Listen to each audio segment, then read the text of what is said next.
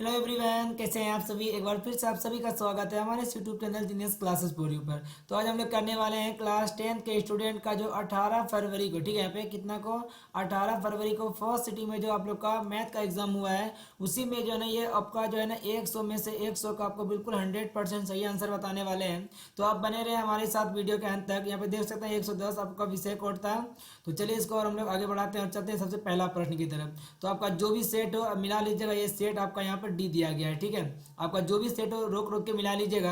अगर देखिए प्रश्न को जैसे मान के चले 1 से लेकर 10 तक मिलाएं, अब उसके बाद 11 से अलग आएगा, तो क्वेश्चन को कैसे मिलाना है। 11 चेक कीजिए, 21 चेक कीजिए, 31 चेक कीजिए, 41 कीजिए, 51 कीजिए। इसी तरीके से स्टार्टिंग वाला चेक कीजिए, जहाँ पर खत्म होगा वहाँ के बाद फिर इसी तरीके से मिलाइए, तुरंत तुरंत मिल जाएगा। चलिए प्रश्न दिया गया यहाँ पर पहला प्रश्न कि के किस मान के लिए द्विघात समीकरण के x square minus 6x plus 1 बराबर 0 के मूल वास्तविक एवं समान होगा। तो मूल जो है ना वास्तविक एवं समान जो होगा वो कब होगा, उसका मान क्या रखना पड़ेगा। तो इसका मान रखना पड़ेगा यहाँ पर ऑप्शन नंबर सी हो जाएगा। यहाँ पर कितना, तो 9।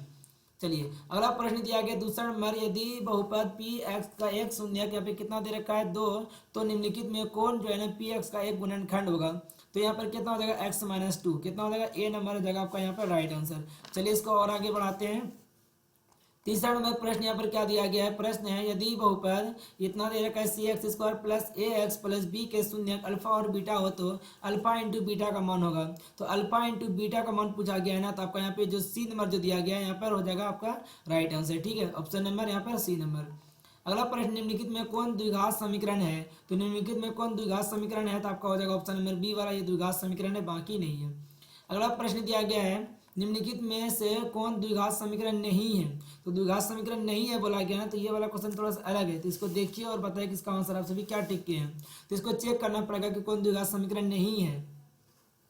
तो यहाँ पर देखिए इसमें तो स्क्वायर रहेगा, और यहाँ पे देखिए इसको जैसे हम लोग हल करेंगे ना, देखिए जैसे कि इसका यहाँ पे एक का स्क्वायर करेंगे तो कितना हो जाएगा 2x स्क्वायर, और यहाँ पे भी पहले से कितना है 2x स्क्वायर है, तो ये वाला से ये वाला कट जाएगा, डी नंबर इसका राइट आंसर हो जाएगा, ठीक है। ये द्विघात बहुपद नहीं है, ठीक है यहाँ तक। अगला प्रश्न दिया गया है 6 नंबर की द्विघात समीकरण इतना का विवेचक होगा।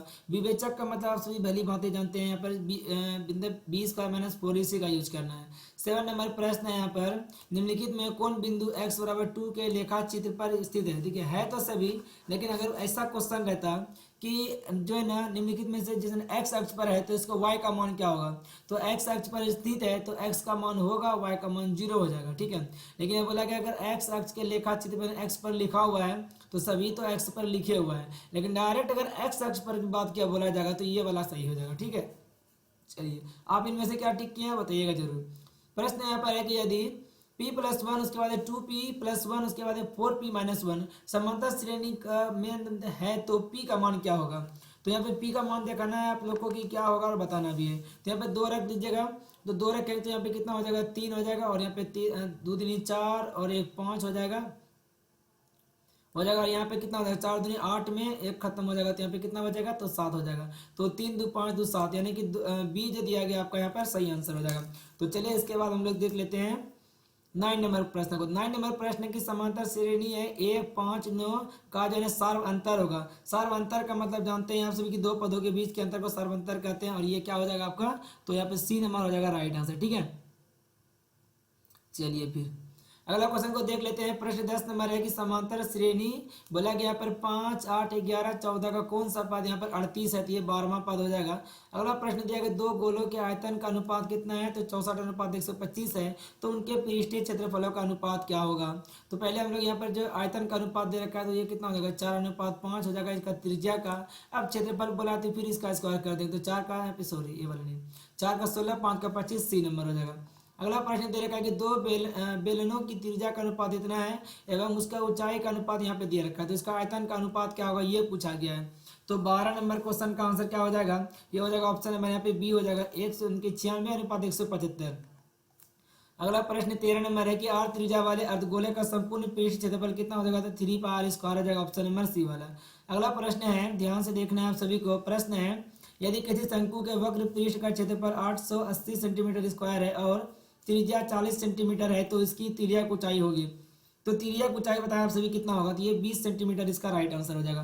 तो आप सभी को बिल्कुल भी कुछ सोचना नहीं है, आपको जो हम बता रहे हैं 100% सही है, आप सभी मिलाते चलिए। अरे कितना का मिला रहे थे, 20 हो गया ना, 14 का 15 होगा। अब यदि किसी घन के विकर्ण की लंबाई इतना है तो उसका कोर कितना होगा, तो ये का कोर हो जाएगा आपका यहाँ पे ए नंबर, यानी कि 2 इसका जो है बिल्कुल यहाँ पे सही दिया गया है। चलिए फिर अगला प्रश्न को देख लेते हैं। प्रश्न संख्या दिया गया है कितना है, 16 नंबर, कि किसी घन का किनारा दो गुना कर जाने हो जाने पर कुल पृष्ठीय क्षेत्रफल के जो है ना मतलब कुल पृष्ठीय क्षेत्रफल पहले के कुल पृष्ठीय क्षेत्रफल का कितना गुना हो जाएगा, तो ये हो जाएगा 4 गुना। कितना हो जाएगा, 4 गुना, बी नंबर। अगला प्रश्न दिया गया यहाँ पर है, ध्यान से देखिए 17 नंबर प्रश्न की किसी गोले के कुल पृष्ठीय क्षेत्रफल और उसी त्रिज्या के एक अर्धगोले के कुल पृष्ठीय क्षेत्रफल का अनुपात कितना होगा, तो 4 अनुपात यहाँ पे 3 हो जाएगा। अगला प्रश्न को देखते हैं कि यदि किसी अर्धगोले का वक्र पृष्ठीय क्षेत्रफल 1232 सेंटीमीटर स्क्वायर है तो उसकी त्रिज्या कितना होगा, ये बताना है। तो 18 नंबर क्वेश्चन है ना, तो इसका आंसर क्या हो जाएगा, ऑप्शन नंबर यहाँ पर बी हो जाएगा आपका 14 सेंटीमीटर। अगला यहाँ पर दिया गया है कि यदि cos theta plus cos square theta बराबर 1 तो साइन स्क्वायर थीटा प्लस जो है ना कि मतलब साइन पर पावर 4 थीटा का मान कितना होगा, तो ये हो जाएगा 1, ऑप्शन नंबर यहाँ पे बी वाला हो जाएगा। चलिए अगला यहाँ पे पूछा गया 20 नंबर सवाल है कि 1 प्लस 10 स्क्वायर है बटे 1 प्लस कोट स्क्वायर है का मान क्या होगा, तो इसका मान कितना हो जाएगा, तो जो ऊपर में दे रखा है वही वाला हो जाएगा यहाँ पर डी नंबर। अगला प्रश्न दे रखा है 21 नंबर, निम्नलिखित में कौन सा भिन्न का दशमलव प्रसार शांत है, तो यहाँ पे कितना हो जाएगा, तो दशमलव प्रसार शांत की बात बोला गया तो डी नंबर हो जाएगा। अगला प्रश्न दिया गया यहाँ पर कि 2 पर पावर और मतलब कि p बटे 2 पर पावर n गुना 5 पर पावर n के रूप में जो है ना लिखना है किसको, 0.505 को, तो कैसे लिख सकते हैं, तो ऑप्शन नंबर जो यहाँ पे डी दिया गया है बिल्कुल इसका यहाँ पर राइट आंसर हो जाएगा यहाँ पर। ठीक है, चलिए अब उसके बाद देख लेते हैं 23 नंबर क्वेश्चन को। तो यहाँ पे दिया गया यदि भाग एल्गोरिथम, ठीक है, पे एल्गोरिथम दिया गया ए बराबर बी क्यू प्लस आर में इसका मान दे रखा बी का, क्यू का और आर का, तो पूछा गया यहाँ पे जो ए का मान क्या होगा, तो यहाँ पे रख करके सॉल्व कर लीजिए, इस पे 21 आ जाएगा आपका। ठीक है, यहाँ तक ऑप्शन नंबर बी वाला। तो बहुपद दिया रखा है यहाँ पे 2x square minus 4x minus 6 के शून्य क्या होगा, तो बात करेगा शून्य का, तो 24 नंबर का आंसर क्या हो जाएगा, ऑप्शन नंबर यहाँ पे बी हो जाएगा। अगला क्वेश्चन को देखते हैं 25 नंबर क्वेश्चन को। बहुपद दे रखा है यहाँ पर, बोला गया इसका घात क्या होगा, तो ये दोनों पावर यहाँ पे जुड़ जाएगा, 3 2 कितना हो जाएगा 5, ऑप्शन नंबर सी वाला। अगला प्रश्न निम्नलिखित में कौन बहुपद नहीं है, तो बहुपद नहीं है पूछा गया ना, तो आपका यहाँ पे डी नंबर हो जाएगा, ये वाला बहुपद नहीं है। अगला प्रश्न निम्नलिखित में जो है ना किस द्विघात बहुपद के शून्य ये वाला होगा, तो इसमें क्या करना है आप सभी को, तो मतलब जो है ना किसका जो है शून्य इस तरीके से निकल के मतलब कि आएगा, तो यहाँ पे बताना है आप सभी को क्या होगा। जल्दी जल्दी से देखते हैं आप सभी का आंसर क्या आता है। तो x square minus alpha plus beta होता है, तो मतलब इसको जब हम लोग हल करेंगे तो वो हो जाएगा 0x, उसके बाद फिर यहाँ पे प्लस होता है तो ये माइनस हो जाएगा और 2 दूनी 4 हो जाएगा, x square minus 4, x square minus 4 ये वाला का हो जाएगा आपका शून्यक। यहाँ पे अगर रखते हैं 4 का 2 यहाँ पे प्लस माइनस, बी वाला यहाँ पे सही हो जाएगा। ठीक है, ये वाला नहीं होगा। अगला प्रश्न दिया गया, प्रश्न को देखिए ध्यान से। प्रश्न यहाँ पर है यदि बहुपद T square minus plus 7t plus 10 के शून्य अल्फा बीटा तो अल्फा प्लस बीटा का मान, तो अल्फा प्लस बीटा का मान कितना होगा, सी बटे ए मतलब 10, यहाँ पे 1 मिनट, अल्फा प्लस है बीटा है ना, वो 7 माइनस 7, यहाँ पे ऑप्शन नंबर सी हो जाएगा राइट आंसर। अगला प्रश्न है जो नीचे दिया गया है कि इसका मान क्या होगा ये बताना है आप सभी को। जब इसमें मान रख करके आप सभी हल करेंगे ना तो आप सबको पता चलेगा कि इसका जो मान है ना वो कितना हो जाएगा, 0 हो जाएगा, ऑप्शन नंबर बी वाला। अगला प्रश्न यहाँ पर द्विघात जो बहुपद दे रखा है इतना बोला गया है, क्या एक शून्य दिया है तो दूसरा शून्य क्या होगा, तो उसी में बस मान रख दीजिए आप लोग x के जगह पे इसका, तो दूसरा निकल के ऑटोमेटिक आपका आ जाएगा। तो यहाँ पे क्या हो जाएगा, तो थोड़ा सा देख लेते हैं। तो देखिए यहाँ पर कितना हो जाएगा, k माइनस 1 जो है वो इसी तरीके का रह जाएगा और गुना k का स्क्वायर, k का मान पे जो है x का मान कितना दे रखा है, तो माइनस में 4 है, तो 4 का स्क्वायर कितना हो जाएगा 16, प्लस यहाँ पे जो दे रखा है तो यहाँ पे प्लस दे देंगे। अब पहले लिखना है कितना है, k गुना यहाँ पे लिखा है x, तो मतलब कि k गुना कितना माइनस में 4 और प्लस में 1 बराबर यहाँ पे कितना हो जाएगा, तो 0। अब उसके बाद देखिए यहाँ पे कितना हो जाएगा, तो वो हो जाएगा 16k माइनस 16 और उसके बाद यहाँ पे माइनस 4 गुना के, तो 4 के और प्लस कितना 1 बराबर यहाँ पे कितना हो जाएगा 0। अब देखिए यहाँ पर कितना है 16 के और यहाँ पे 4 के माइनस हो जाएगा, तो बचेगा कितना 12 के। अब बराबर जो है 16 को जब जो है इसके साथ में हल करके उधर भेज देंगे तो पता चलेगा आपका यहाँ पे बच जाएगा 15, ठीक है। तो यहाँ पे जब के बराबर कितना हो जाएगा, तो 15/12, तो 3×5 = 15, 3×4 = 12, 5/4, 5/4 यानी ऑप्शन नंबर बी हो जाएगा इसका राइट आंसर, ठीक है। यहाँ तक चलिए, साइन 90 माइनस ये ए बराबर क्या हो जाएगा कोस से, ऑप्शन नंबर बी। अगला प्रश्न यहाँ पे कि अल्फा और बीटा दोनों बराबर कितना है 60 का, तो कोस जो है ना यहाँ पे पूछा गया है कि कोस अल्फा और कोस यहाँ पे जो बीटा का मान क्या होगा, अल्फा मतलब कोस इंटू अल्फा माइनस बीटा, तो दोनों घट के 0 हो जाएगा। कोस 0 का मान कितना होता है, तो 1 होता है, ऑप्शन नंबर यहाँ पे बी हो जाएगा। आगे दिया गया है कि यदि थीटा बराबर 45 हो तो इसका मान क्या होगा, तो ये आपका √2 हो जाएगा, और ये क्वेश्चन आपका सेकंड सीटिंग में ही पूछा है। अगला प्रश्न, यदि ए बराबर कितना दे रखा है यहाँ पर, तो पूछा कि इसको हल करने पर क्या होगा, तो 10/2a फॉर्मूला होता है, ऑप्शन नंबर यहाँ पे क्या हो जाएगा 60 हो जाएगा।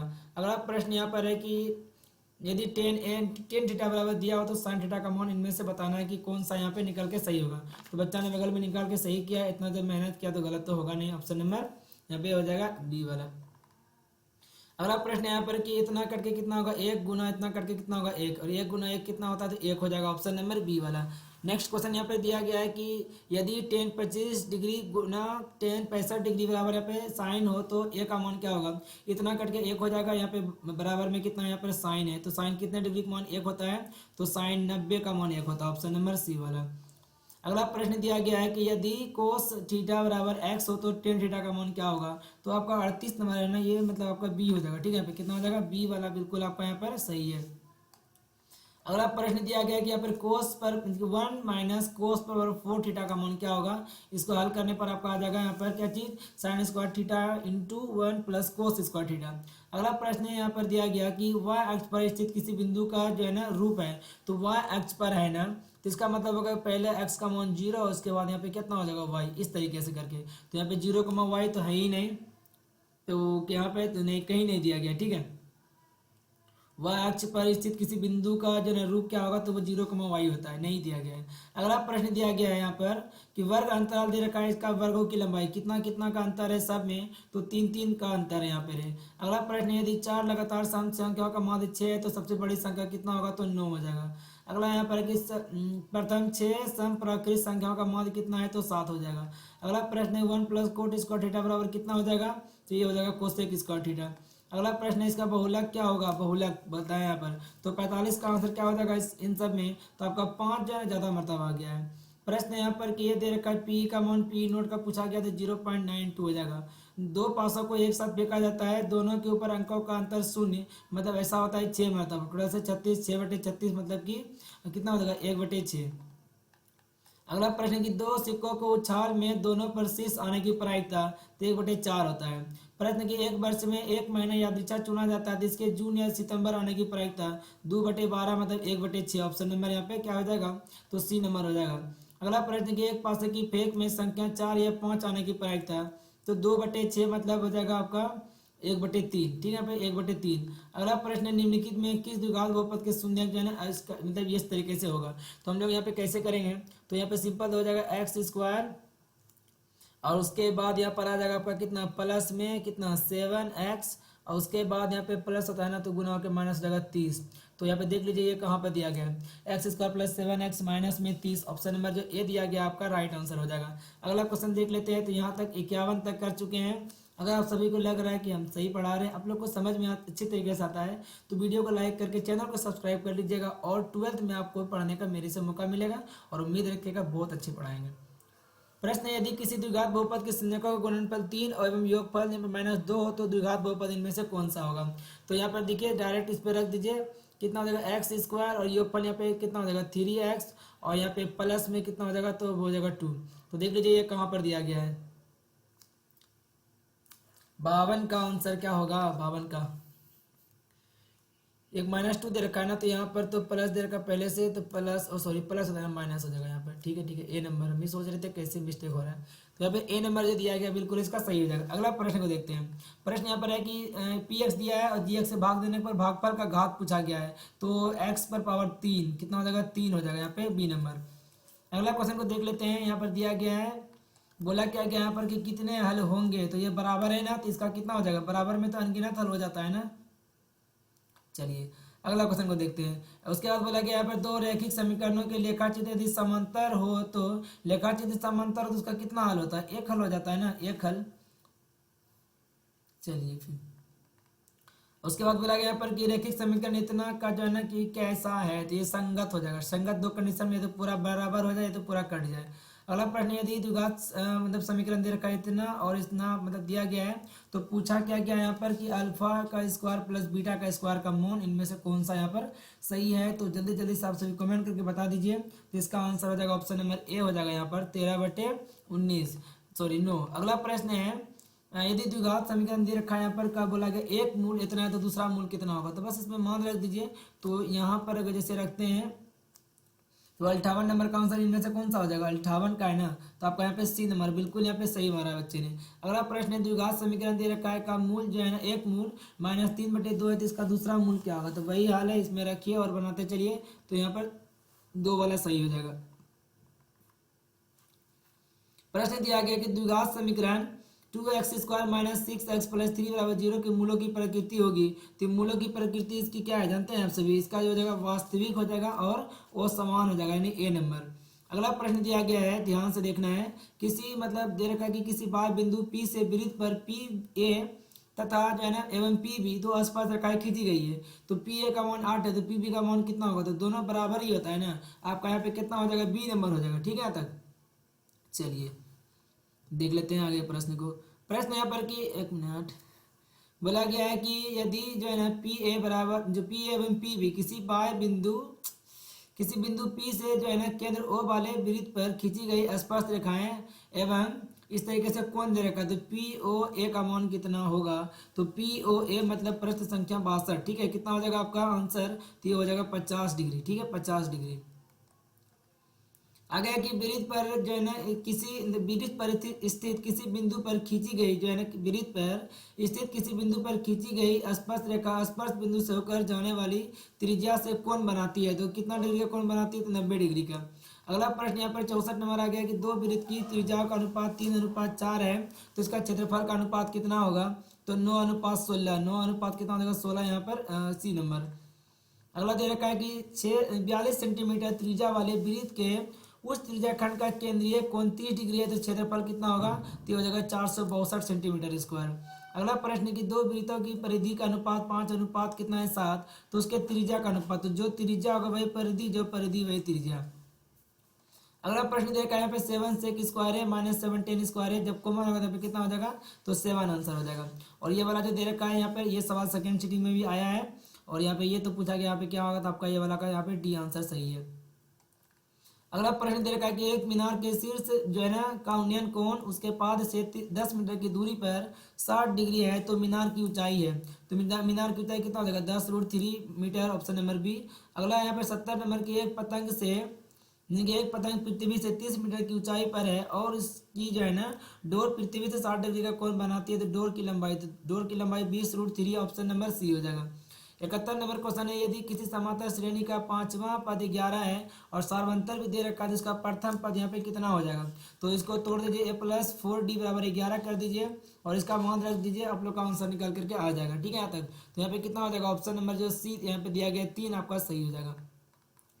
उसके बाद यहाँ पर दिया गया ये जो है ना n पदों वाले समांतर श्रेणी का योग दे रखा है। ठीक है, यहाँ पर ना योग नहीं देना चाहिए, यहाँ पे जो अंतिम सामान्य पद यानी ए अगर दे देता तो फिर बन जाता, क्योंकि देखिए पहला पद आपका कितना आ जाता है, तो यहाँ पे 4 आ जाता है। ठीक है, और दूसरा पदों का योग यहाँ पे 9 आ जाता है, तो पहला यहाँ पे पहला जो जोड़ा तो 4, तो एक कह रहा था उसमें जोड़ेगा क्या, दूसरा को जोड़ा तो 9 हो गया। इसका मतलब यहाँ पर पहले क्या था, तो दो पदों के बीच का अंतर को यहाँ पे जैसे 9 में 4 घटा देंगे, तो ये आपका निकल के आ जाएगा a2 बराबर यहाँ पे कितना आ जाएगा, तो 5। तो a1 का मान 4 है और a2 का मान 5 है, तो इसका छठा पद क्या होगा, तो यानी कि a6 बराबर क्या होगा, तो a प्लस कितना, तो 5 यहाँ पे d, तो a का मान यहाँ पे 4 है प्लस यहाँ पे 5 गुना d का मान 1 है, तो यहाँ पे 9, तो 9 तो कहीं दिख नहीं रहा, तो इसका मतलब ये वाला यहाँ पे नहीं है।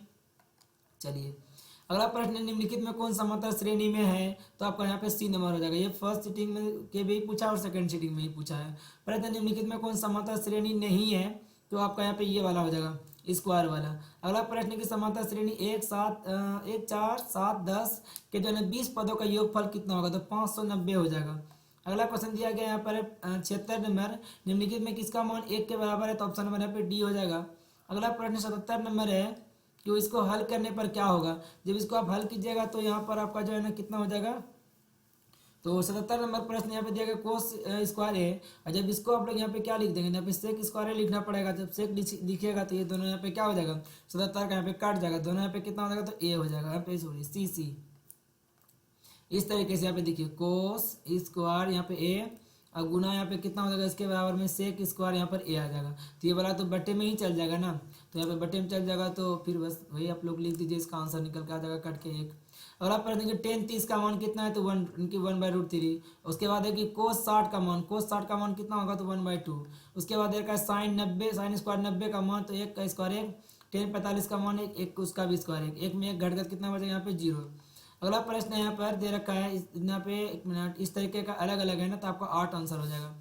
अगला प्रश्न यहाँ पर है यदि ओ दे रखा है 0 0 मूल बिंदु हो तथा बिंदु पी के निर्देशांक एक्स वाई हो तो ओ पी है, तो यानी कि मूल बिंदु से दूरी का सूत्र क्या होगा, √x² + y²। नेक्स्ट क्वेश्चन आता है y एक्स से बिंदु इतना की दूरी, y एक्स से दूरी मापी जाती है, वो x का मान होता है, और x का मान यहाँ पे 12 है। अगला प्रश्न है कि बिंदु -6, -8 जो इनमें कोटि का मान है, कोटि का मान जो y का मान होता है वही होगा, ऑप्शन नंबर यहाँ पे बी। नेक्स्ट क्वेश्चन यहाँ पे कि ये प्लस और ये माइनस से बराबर किस चतुर्थांश में है, तो चतुर्थ चतुर्थांश में होगा।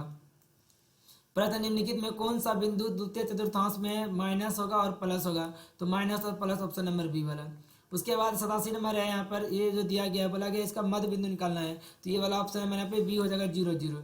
अगला प्रश्न है कि रेखाखंड ए बी के मध्य बिंदु 2,4 है और बिंदु ए का नियामक इस तरीके से दिया गया है, तो बोला गया बी का नियामक इनमें से कौन सा होगा। तो 88 नंबर है, तो जल्दी से बताइए आप सभी अगर बनाए हैं तो इसका आंसर क्या टिक करके आए हैं, ठीक है। तो ये शायद आपका यहाँ पे जो डी नंबर दिया गया ना यही हो जाएगा। अगला प्रश्न 89 नंबर है, किसी वृत्त के व्यास के सिरों का निर्देशांक दे रखा है यहाँ पर और यहाँ पर, बोला गया इसका केंद्रक का क्या होगा, तो केंद्रक का यहाँ पे आ जाएगा 2, और इसमें आ जाएगा कितना यहाँ पर, तो 4 में 2 हो जाएगा यहाँ पे बी वाला। अगला प्रश्न है, यदि किसी त्रिभुज के शीर्षों का निर्देशांक दिया गया है तो इसका केंद्रक कितना होगा, तो 3,5 बच्चे ने निकाला भी है। अगला प्रश्न यहाँ पे दे रखा है कि यदि ए दे रखा है 0,1, बी दिया हुआ है 0,5 और सी दे रखा है यहाँ पर 3,4, किसी त्रिभुज के शीर्ष है तो ए बी सी का क्षेत्रफल कितना होगा, तो ये हो जाएगा आपका यहाँ पर ये वाला बी नंबर 12 सेंटीमीटर, यानी कि 12 मात्रक अगर रहता है, जो भी चीज़ मात्रक रहेगा उसको उसमें लगा दीजिए, वही इसका आंसर हो जाएगा। तो ये वाला का मान यहाँ पे कितना होगा, तो ये सब तो इंटू में है ना, कट के 1 हो जाएगा। अगला प्रश्न कि 2 समरूप त्रिभुजों के क्षेत्रफल का अनुपात कितना है, 10 अनुपात यानी कि 100:144, तो इसका वहाँ पे कितना हो जाएगा, तो त्रिज्या का अनुपात यानी कि भुजा का, तो ये कितना हो जाएगा 10:12।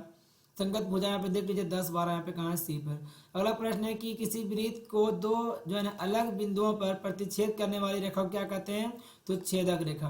प्रश्न की 2 समरूप त्रिभुज का भुजा दे रखा है, जिसका क्षेत्रफल 16:81, तो ऑप्शन नंबर यहाँ पे बी हो जाएगा।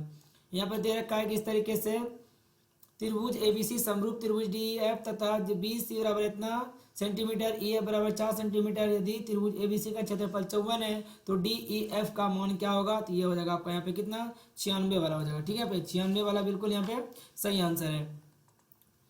अगला प्रश्न है, यदि किसी त्रिभुज एबीसी में कोण 90 दे रखा है यहाँ पर ए और बीसी बराबर इतना, ए बी बराबर इतना, तो ए सी बराबर कितना यानी कि 5, ऑप्शन नंबर सी वाला। प्रश्न दे रखा है यहाँ पर कि जो है ना 2 त्रिभुज दिया गया है जिसमें 2 कोण जो है यहाँ पे क्या बराबर है, तो तीसरा कोण तो ऑटोमेटिक बराबर हो जाएगा, यानी त्रिभुज क्या यहाँ पे समरूप है, तो समरूप है तो यहाँ पे कौन सा कंडीशन लागू होगा, ए बराबर है यहाँ पर क्या चीज यहाँ पर है, तो देखिए ए बराबर यहाँ पे क्या हो गया, डी बराबर क्यू है, और उसके बाद यहाँ पे दिया गया आर बराबर ई दे रखा है।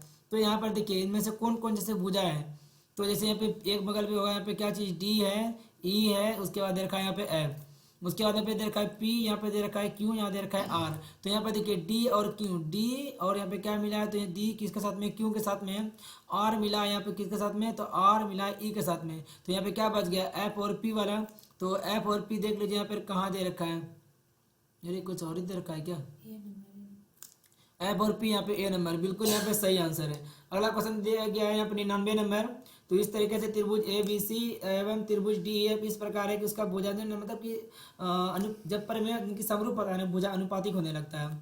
तो ए का मान दे रखा है यहाँ पे इतना और बी बराबर इतना, तो फिर एफ का मान कितना होगा, तो ये पूछा गया है। तो प्रश्न बहुत ही अच्छा है, इसका आंसर क्या हो जाएगा, तो इसका आंसर हो जाएगा आप लोग का 60। ठीक है, एक बार देख लेते हैं। यहाँ पर बोला गया त्रिभुज ए बी सी, त्रिभुज यहाँ पर है फिगर है, इसमें जो कुछ दिक्कत वाला लग रहा है, चलिए देख लेते हैं बना करके इसको। तो यहाँ पे देखिए त्रिभुज ए बी सी, त्रिभुज यहाँ पे ए होगा इस तरीके से, इसको नाम दे देंगे ए, इसको बी, इसको सी, और इधर बना देंगे यहाँ पर इस तरीके से क्या चीज़ डी और ई, और यहाँ पे क्या चीज़ एफ। उसमें बोला गया ए का मान 40, तो ये बराबर 40, तो पी बराबर भी कितना यहाँ पर 40 हो जाएगा। और उसके बाद बोला गया यहाँ पर बी बराबर 80, तो बी 80, तो यहाँ पे कितना है ई भी 80 हो जाएगा। और यहाँ पे एफ पूछा गया, इन दोनों को जोड़ करके 180 माइनस कर देंगे, तो 8 4 12 120 घट के कितना बचेगा 60, यानी सही लगाए थे। अगला प्रश्न दिया गया है यहाँ पर 100 नंबर। दो प्रतिच्छेदी वृत्तों की उभयनिष्ठ स्पर्श अगर कितना हो सकता है, तो ऑटोमेटिक यहाँ पे बी नंबर हो जाएगा आपका राइट आंसर। तो ये तो आपका 100 में से 100 का 100% सही आंसर बताए हैं, कहीं भी आपको इसमें डाउट देखने को नहीं मिलेगा। फिर भी अगर डाउट हो तो हम भी जाएंगे उसके लिए, और आप सब कमेंट करके जरूर बताइएगा, हम उसको जो है सुधार कर सकेंगे। तो चलिए मिलेंगे आप लोगों से बहुत ही जल्द अगली वीडियो में, तब तक के लिए bye, thanks for watching video and love you all. आप सभी इसी तरीके से अपना प्यार और सपोर्ट बनाए रखिएगा। 12th में पढ़ने के लिए चैनल को सब्सक्राइब जरूर कर लीजिएगा। तब तक के लिए बाय, अपना ख्याल रखें, धन्यवाद।